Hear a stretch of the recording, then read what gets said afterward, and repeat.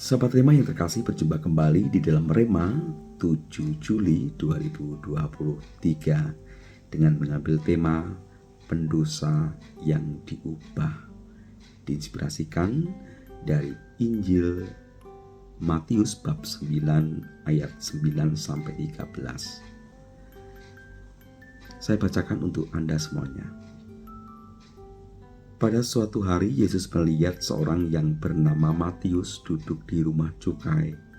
Yesus berkata kepadanya, "Ikutlah aku." Matius segera berdiri dan mengikuti Yesus. Kemudian ketika Yesus makan di rumah Matius, datanglah banyak pemungut cukai dan orang berdosa makan bersama-sama dengan dia dan murid-muridnya. Melihat itu, orang-orang Farisi berkata kepada murid-murid Yesus, "Mengapa gurumu makan bersama-sama dengan pemungut cukai dan orang berdosa?" Yesus mendengarnya dan berkata, "Bukan orang sehat yang memerlukan tabib, melainkan orang sakit. Maka pelajarilah arti sabda ini. Aku menginginkan belas kasihan, bukan persembahan. Aku datang bukannya untuk memanggil orang benar, melainkan orang berdosa." Sahabat Rema yang terkasih, seperti di dalam tema Rema pada hari ini, pendosa yang diubah, itu dikenakan untuk Matius. Dikatakan di dalam Injil bahwa Matius sedang duduk di rumah cukai karena dia seorang pemungut cukai, dan juga teman-temannya banyak pemungut cukai. Dan pada zaman Yesus, pemungut cukai adalah orang-orang yang dianggap berdosa, dianggap jahat. Dan Yesus justru mendatangi Matius ketika duduk di rumah cukai dengan penuh belas kasih dan juga penuh kerahiman. Yesus menampakkan kasih Allah Bapa yang menjangkau siapa saja, termasuk orang-orang berdosa. Dengan Matius, ia berkata, "Ikutlah aku." Dan apa yang dilakukan oleh Matius? Matius segera berdiri dan mengikuti Yesus. Sebagai seorang berdosa, mendapat panggilan dari Yesus adalah sebuah sukacita.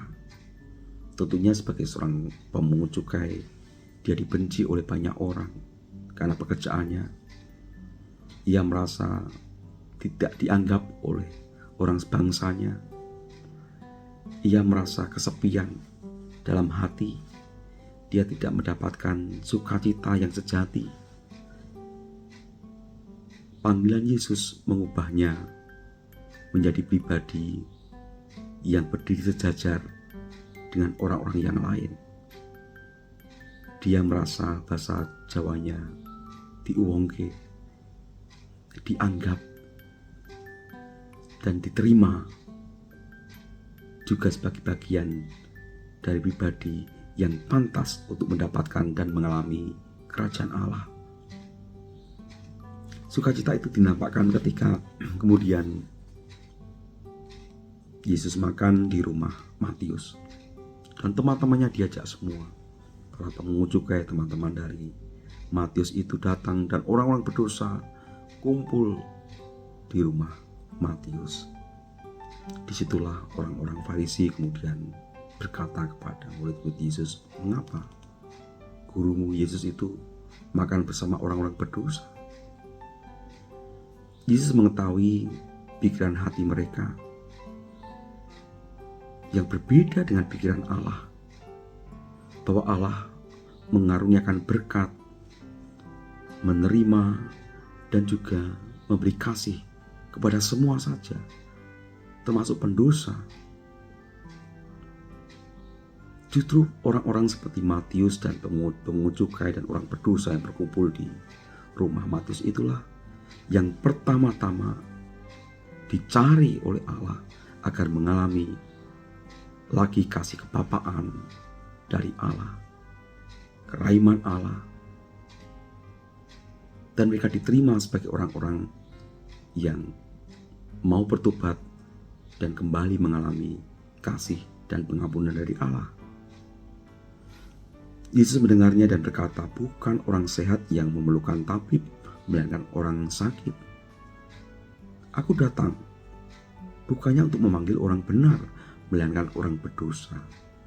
Prioritas utama dari Yesus datang ke dunia ini adalah mencari orang-orang yang sakit, orang-orang yang berdosa, orang-orang yang dijauhkan, orang-orang yang tidak dianggap, orang-orang yang mengalami kehampaan rohani karena jauh dari Allah. Itulah yang diprioritaskan oleh Yesus. Dia cari dan dia temukan. Dan sungguh suatu sukacita ketika seorang yang berdosa kemudian diubah karena rahmat dan kasih Allah itu.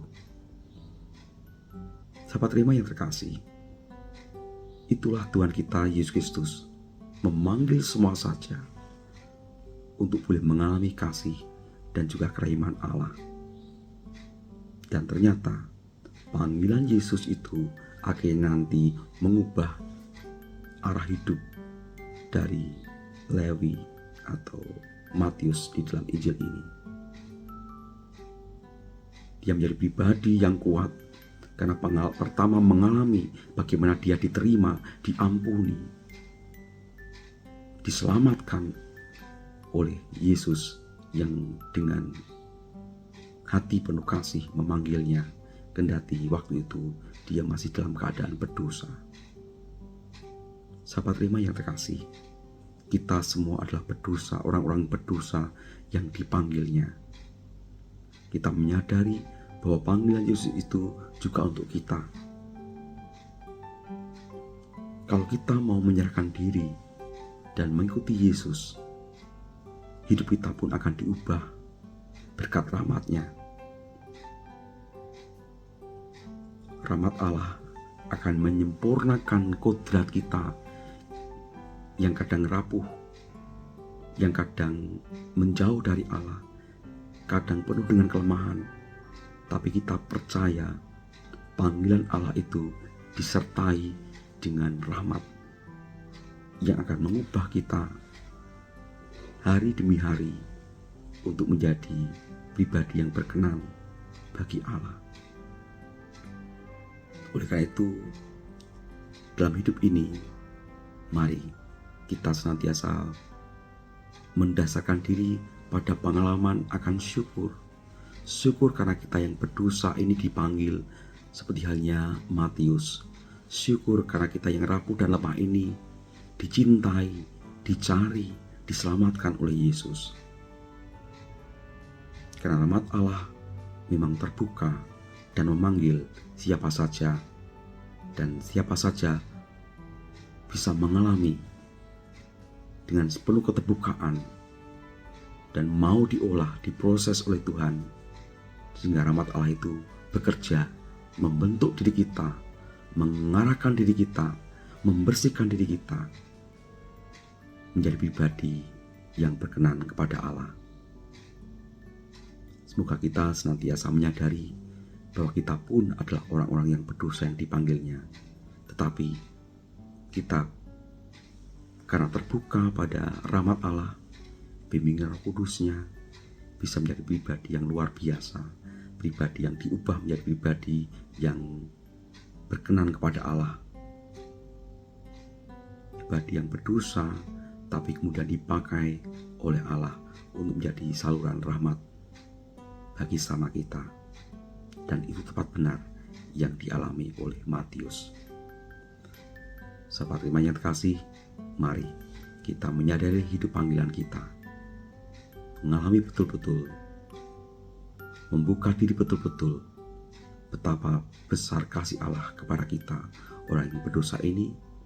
Kendati kita rapuh, kita penuh dengan kelemahan, tapi kita yakin dan percaya rahmat Allah akan menyempurnakan kodrat kita asal kita mau diproses melalui Roh Kudus-Nya, melalui bimbingannya, dan senantiasa terbuka pada kasih-Nya. Kita pun semakin layak untuk menjadi pengikut-Nya.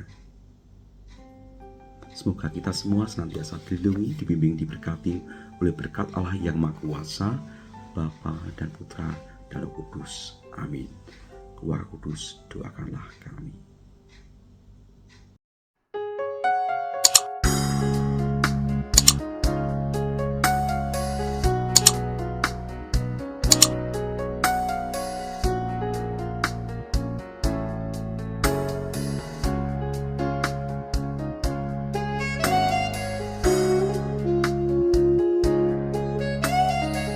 Sahabat Rema, sampai jumpa dalam program berikutnya.